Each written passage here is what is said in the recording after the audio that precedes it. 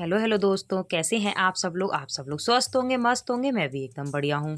और दोस्तों, बस धूप निकली थी, मतलब तो मैंने सोचा कि चलो आज इसे नहला देती हूँ। बड़ा बेटा मेरा स्कूल गया था और छोटा बेटा मेरा घर पे ही था, तो मैंने इसको नहलाया धूप में ही। फिर मैं नहलाने के बाद फिर मैं मालिश कर देती हूँ, तेल लगा लेती हूँ। घर का बना हुआ तेल है ना, तो बच्चों की मालिश कर देती हूँ, तो उससे थोड़ा सा ये रहता है कि मतलब सर्दी उतनी नहीं लगती है, गर्म रहता है थोड़ा सा। और यहाँ पे ये अच्छा है कि हमारी बालकोनी बड़ी है ना, तो यहाँ पे बच्चों को नहलाने का आराम से बन जाता है, पानी निकलने का भी अच्छा साधन है।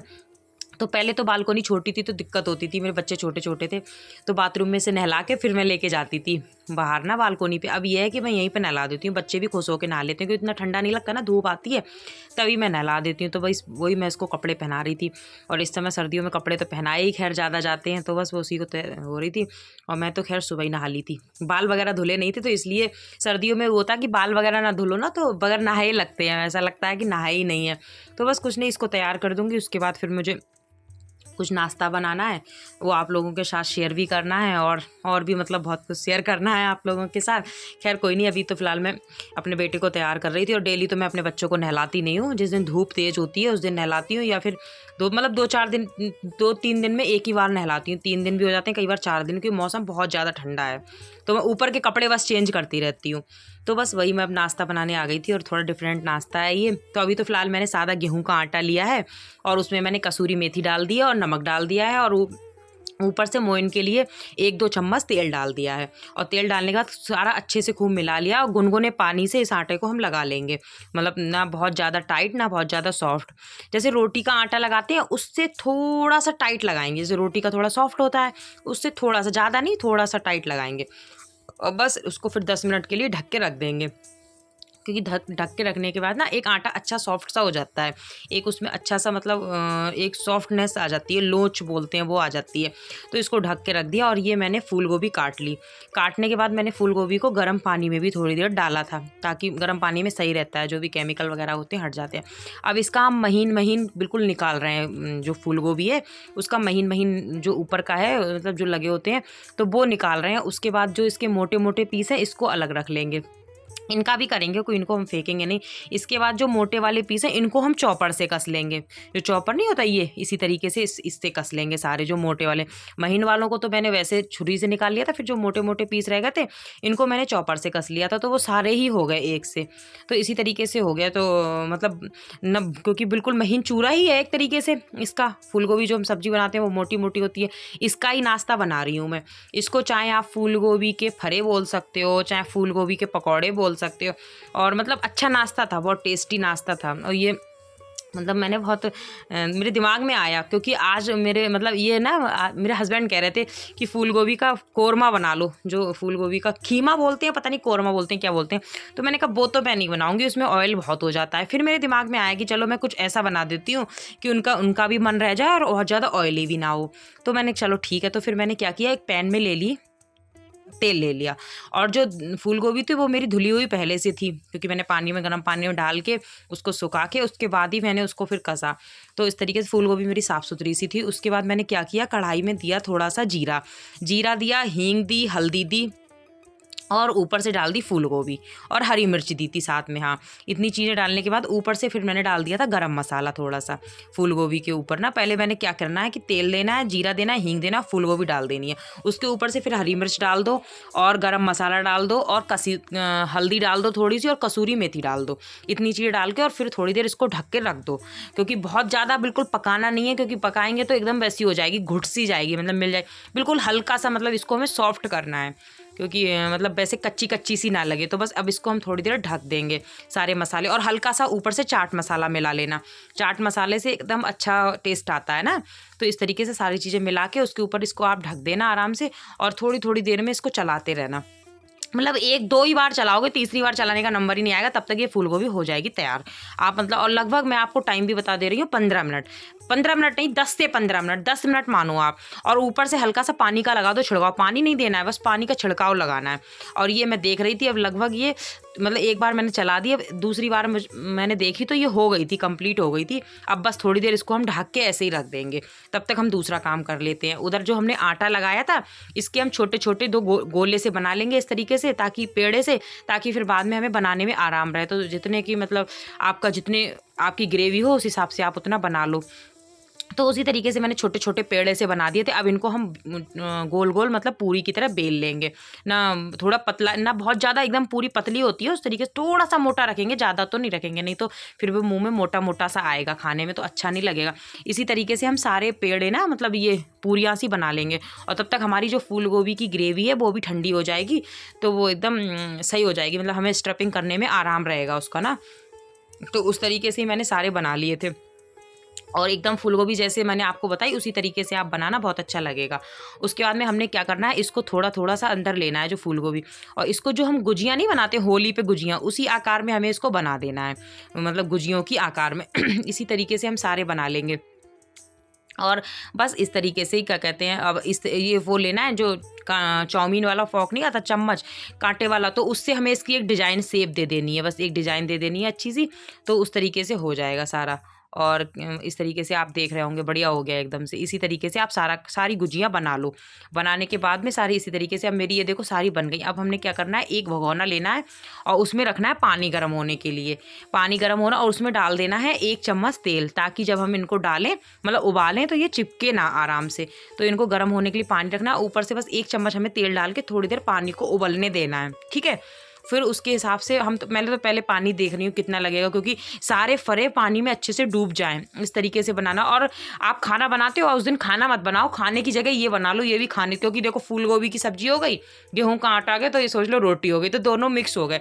तो उस दिन आप खाना ना बना के उस दिन आप ये बना लो, क्योंकि आप सोचोगे खाना भी बना लें ये भी बना लें तो खैर पॉसिबल नहीं हो पाएगा, क्योंकि काम थोड़ा सा रेज है। लेकिन खाना ना बना के उस दिन सब्जी रोटी ना बना के सीधे यही बना लो, सब्जी रोटी का ही काम करेंगे, क्योंकि उसमें सब्जी वाली चीज़ भी है और रोटी वाली चीज़ भी है, ठीक है। तो उसके बाद मैंने क्या किया, 1 चम्मच तेल डाल दिया था, पानी उबल गया था अच्छे से। उसके ऊपर से फिर मैंने ये गुजियाँ जो मतलब मैंने गुजियाँ बना रखी थी ये सारी डाल दी थी, ठीक है। तो इस तरीके से करके उसके बाद में सारी डाल, उसके ऊपर हमें इसको ढक देना है और हमें उबाल लेने का इंतज़ार करना है। तो उबाल आ जाएगा, उसके बाद हमें नीचे के ऊपर कर देना, ऊपर हाँ मतलब थोड़े से खुल भी गए थे, मैं ये नहीं कहूँगी, क्योंकि मैंने ना थोड़ा टाइट से चम्मच चला दी थी, तो एक फरा मेरा खुल गया था। तो खुलने से वो सारे में मतलब जो फूल गोभी थी वो फैल गई थी, लेकिन पता है उसका भी टेस्ट अच्छा आया। जब वो ग्रेवी में हमने भूना ना तो वो मसाला लिपट सा गया उनके ऊपर, तो वो भी एक बहुत अच्छा टेस्ट आया। तो मैंने निकाल लिया, आप देख रहे होंगे सारे इस तरीके से निकाल लिए, एक फट गया था। निकालने के बाद अब हमने क्या किया, दोबारा फिर से कढ़ाई में तेल दिया। कोई हमें तलना नहीं है, जितनी हमने सब्जी में तेल लेते हैं उतना ही तेल चाहिए बस, कोई ज़्यादा तो तेल हमें नहीं चाहिए। और उसके बाद मैंने प्याज कस लिया था, और उसके बाद उसमें मैंने डाल दी अजवाइन, ये अजवाइन डाल दी। अजवाइन डालने के बाद हींग डाल दी थोड़ी सी, ये हींग डाल दी मैंने। और ऊपर से मैं डाल दूंगी इसमें प्याज, और प्याज को थोड़ा सा लाल होने तक भूनेंगे, उसके बाद डालेंगे ऊपर से। अब ये मैंने हींग डाल दी और डाल दिया प्याज, अब इसको थोड़ा सा लाल होने तक भूनेंगे। क्योंकि अब मैं ना थोड़ा एल्युमिनियम की कढ़ाई यूज़ करती हूँ, क्योंकि एक आध बार मैंने लोहे की कढ़ाई यूज़ करी तो मेरे पास 1-2 लोगों की कॉल वगैरह आई कि आप बनाते बहुत टेस्टी करके हो, लेकिन वो कलर उतना अच्छा वीडियो में नहीं आता है, क्योंकि वो काला काला हो जाता है। क्योंकि लोहे की कढ़ाई का कोई भी चीज़ हम बनाते हैं तो हल्की काली तो हो ही जाती है। तो इस वजह से वैसे मुझे बनानी होती है तो मैं लोहे की बनाती हूँ, लेकिन जब मुझे वीडियो में दिखाना होता है तो फिर मैं एल्युमिनियम की कढ़ाई यूज़ करती हूँ, ताकि आप लोगों के लिए एक अच्छा कलर दिखे, ठीक है। तो इस तरीके से हल्का सा मैंने गरम मसाला और डाल दिया दोबारा से प्याज के ऊपर, और बाद हमें इसको भूनते रहना है, भूनते रहना। उसके बाद हमने इसके जितने भी जो हमने फरे बनाए हैं इसके ऊपर हमें डाल देना है। और मेरा एक फरा खुल गया था, इसके चक्कर में उसकी जो ग्रेवी निकली उस समय तो अच्छी लगी नहीं, लेकिन जब वो भुन गई ना मसाले में तो वो ऊपर से लिपट गई और फरों के ऊपर, तो वो बहुत टेस्टी लगी। मतलब ये कह रहे थे कि कभी कभी सब्जी रोटी ना बना के ये बना लिया करो, ये भी एकदम डिफरेंट हो गया और बहुत अच्छा, मतलब नाश्ता भी हो गया और खाना भी हो गया, दोनों का ही काम करा उसने, क्योंकि गेहूं का आटा भी है, फूल गोभी भी है, तो एक रोटी हो गई एक सब्जी हो गई। खैर कोई बात नहीं। तो इस तरीके से मैंने सारे फरे इसमें डाल दिए थे, और ये उबलने के बाद थोड़े से मतलब वैसे हो गए, इनकी शेप बदल गई है, और ये आपस में ना चिपक बहुत रहे थे, जबकि मैंने तेल वगैरह भी लगाया था, सारी चीज़ें करी थी, लेकिन चिपक रहे थे। तो आप देख रहे होंगे एक हाथ खुल गया, लेकिन आप इसके कलर पे मत जाना, आप इसके टेस्ट पे जाना, बहुत आप भी बनाना बहुत अच्छा लगेगा। और ये जो चिली फ्लिक्स नहीं आती पिज़्ज़ा के साथ मिलती, मैं तो अपने पास रखती हूँ वो, क्योंकि मुझे कई चीज़ों में वो डालती हूँ, अच्छी लगती हैं। ऊपर से मैंने चिली फ्लिक्स डाल दी, क्योंकि फरे वगैरह थोड़े चटपटे ही अच्छे लगते हैं। तो उस तरीके, और बाकी आप मिर्च अपने हिसाब से भी डाल सकते हो, आपके बच्चे जैसा खाएं, आपके घर में जैसा खाया जाए, मिर्च और नमक तो आप अपने हिसाब से ले सकते हो। हालांकि मेरे यहाँ मैंने थोड़े चटपटे करके ही बनाए थे, वैसे तो कम ही खाए जाते हैं, लेकिन चटपटे बनाए थे बहुत अच्छे। और ऊपर से मैंने हरा धनिया कट कर दिया था। और हरा धनिया सर्दियों में खैर आता ही इस समय अच्छा आ रहा है, खुशबू भी खूब आती है, एकदम से खाने में 4 चाँद लग जाते हैं। धनिया वगैरह सब्जी में, दाल में या फिर किसी भी चीज़ में डाल दो तो अच्छा हो जाता है। तो इस तरीके से फिर मैंने सारा बना दिया था, और बनाने के बाद में अब ये आ गए थे तो मैंने इनको भी खिलाया। तो ये कह रहा वाक़ई मज़ा आ गया। क्या कभी-कभी ये क्या कहते हैं, हम नौकरी से जब रिटायर हो जाएँगे ना तो एक ढाबा खोल लेंगे। तो बनाने पे रहना और मैं बेचने मतलब खिलाने पे रहूँगा, लोगों को मैं बुला-बुला के खिलाऊँगा, क्योंकि तुम बना अच्छा लेती हो और मैं सबको खिलाऊँगा खूब आराम से। ऐसे मज़ाक करते हैं कई बार ना, मतलब बहुत। तो बस कोई नहीं, लेकिन बस ये है कि कोई भी काम करो तो बर्तन तो भगवान की दुआ से कम फैलते नहीं हैं, बर्तन तो बहुत ही फैलते हैं। तो वो कोई बात नहीं है, लेकिन कभी कभी होना भी चाहिए। तो फिर ये बर्तन सारे हो गए थे काफ़ी सारे, तो वो बर्तन वगैरह भी मैं धुलने लग रही थी। मैंने कहा बर्तन धुल दूँ, क्योंकि उसके बाद फिर मैंने ऐसा कुछ सूट नहीं किया था। फिर मैं मिल रही सीधे आपसे अगले दिन ही मिलूँगी, क्योंकि फिर मुझे कहीं जाना था तो फिर मैं सूट नहीं कर पाई वीडियो वगैरह।